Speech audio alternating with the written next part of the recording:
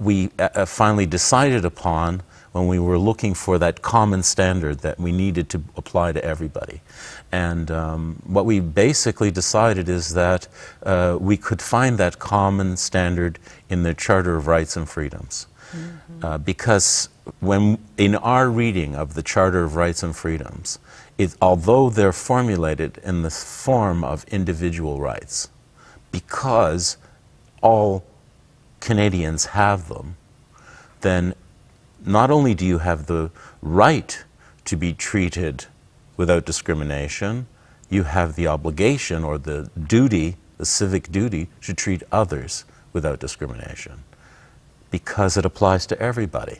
So we like to read the Charter as not only a Charter of Rights and Freedoms, but a Charter of Rights, Freedoms, and Civil Duties. Duties that you have to perform in our society, to treat other people equally. Mm-hmm. Ruben, I promise not to become too political, and I retain that. For those of you that watch our show, realize that we deal with these topics quite extensively, but I'll frame it this way for you. All right. Right now in Canada, we're dealing with many issues regarding, and I've interviewed many Muslims, many moderate Muslims about this, who are very much against, particularly the niqab, the entire covering of your face as well, because it becomes a security issue. Many moderates have told me it goes beyond that for them. They don't believe that a woman should be treated this way in this country and her face not be seen. In other words, her identity taken away from her. That's a separate issue.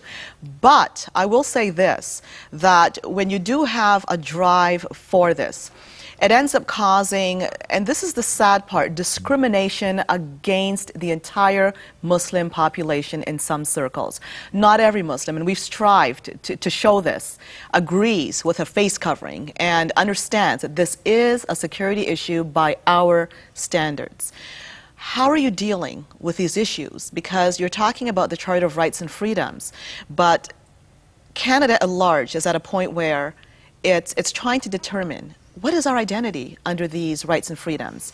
What is reasonable accommodation? Is this an ongoing challenge for your organization, for example? It's an ongoing challenge for all of us because you're right. What is a reasonable accommodation? What's reasonable in our society? As far as the niqab goes, we have to ask the question, under our charter, you can choose to dress how you want, especially if you're in your own home. If you go out in public, if you are in a situation where your identity is required, well, perhaps there's a limit on that freedom, in the way that there is a limit on every freedom in our charter, because there is no absolute freedom in our charter. Mm-hmm. Every one of them is limited by, all the other rights, and limited by the fact that my rights and your rights meet somewhere, and at some point we have to reconcile those things. You have a right to say whatever you want. I have a right to live in freedom and peace and security. Yes. So at what point does your right to say whatever you want about me interfere with my right to live in peace and security? There is a boundary somewhere. What we are constantly called upon is to try and establish what that boundary is.